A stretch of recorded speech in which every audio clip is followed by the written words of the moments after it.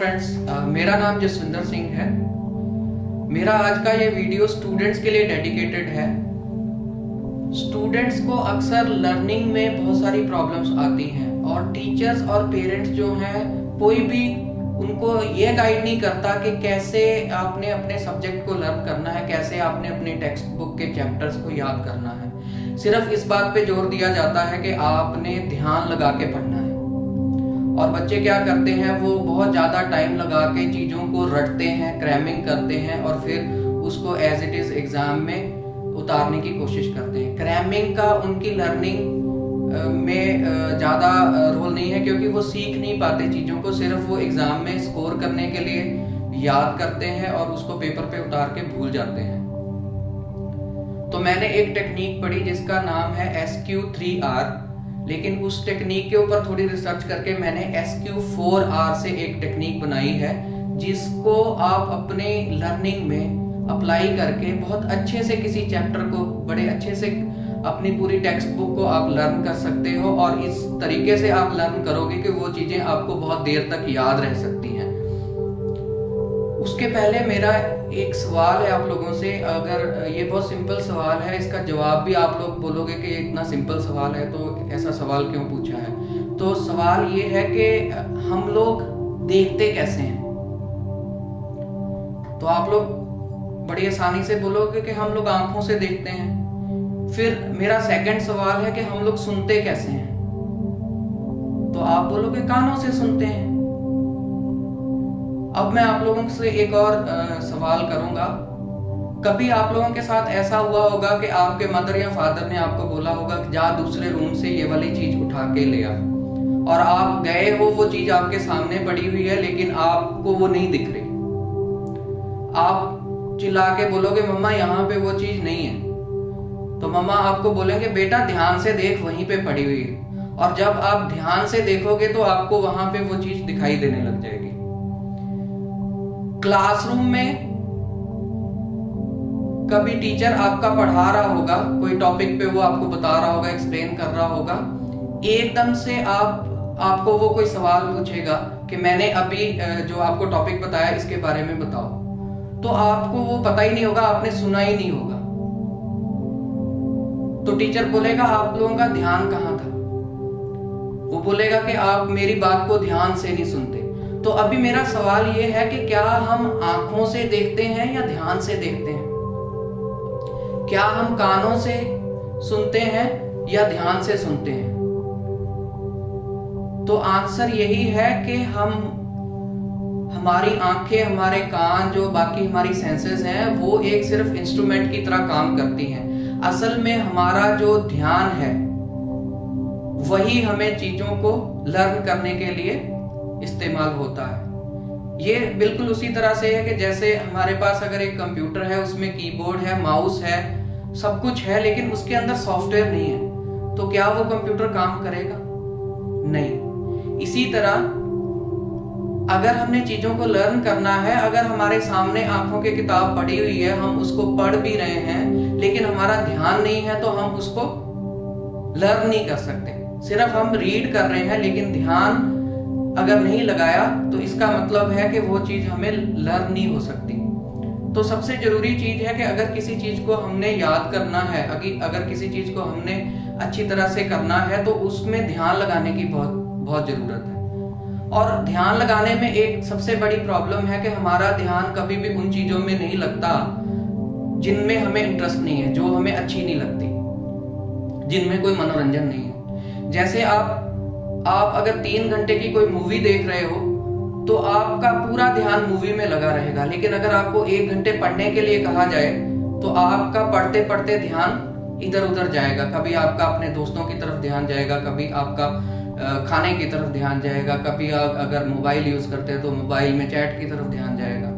तो हमारे पास लर्न करने के 2 रास्ते हैं। या तो हमें ये सीखना पड़ेगा कि हम अपना ध्यान जो है उसको कैसे फोकस कर सके पढ़ने के ऊपर, या दूसरा तरीका यह है कि हम जो पढ़ रहे हैं उस टॉपिक को कैसे इंटरेस्टिंग बना सके।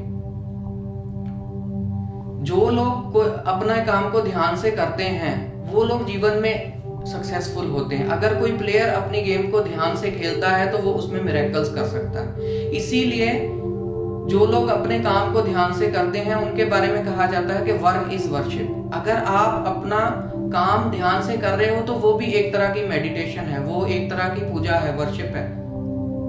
जो ऋषि मुनि लोग हैं वो भगवान में ध्यान लगाते हैं तो उनको भगवान प्राप्त होगा।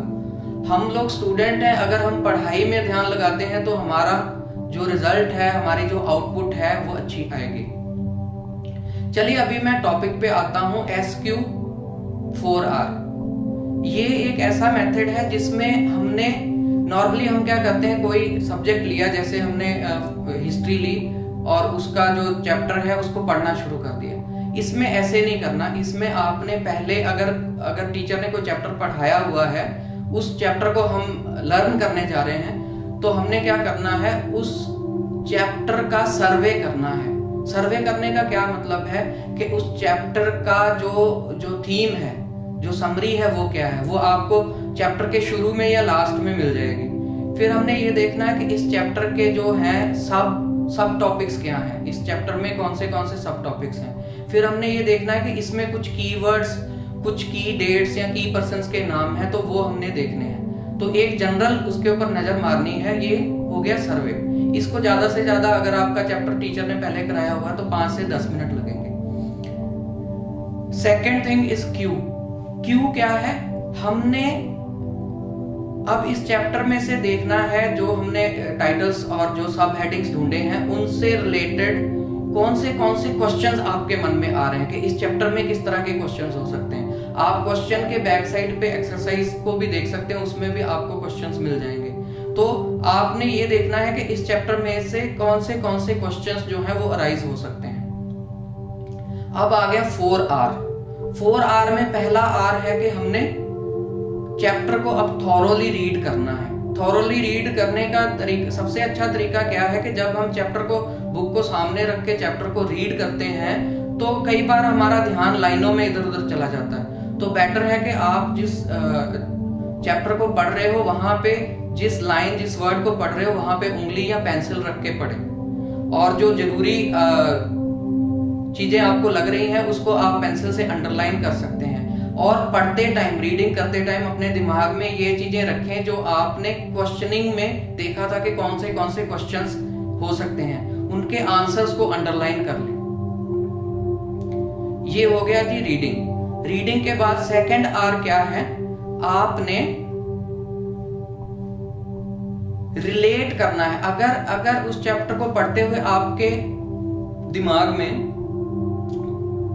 कुछ ऐसी चीजें आती हैं कि जो आपके किसी पास्ट के चैप्टर से रिलेट हो सकते हैं, तो आपने उसकी इमेज क्रिएट करनी है, उसको रिलेट करना है। क्योंकि नई चीजें हम देर से सीखते हैं और अगर उनको पुरानी चीजों से रिलेट कर दें तो हम उनको जल्दी पिकअप कर सकते हैं। तो ये हो गया, हमने रीड किया, उसके बाद हमने उस चैप्टर की जहां पे कोई इमेज बन सकती है, कोई पिक्चर बन सकती है, किसी पुराने इवेंट के साथ, किसी पुराने चैप्टर के साथ उसको रिलेट कर सकते हैं, तो वहां पे रिलेट किया।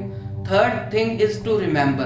अब हमने क्या है, उस चैप्टर के जो मेन चीजें हैं उसको अच्छे से रिमेम्बर करना है। ये एक थॉरो रीडिंग है। इसमें आप चैप्टर को पूरा समझ के और उसके जो मीनिंग्स हैं उनको आप पूरा रिमेम्बर कर लें। Fourth step is to review या रिवाइज।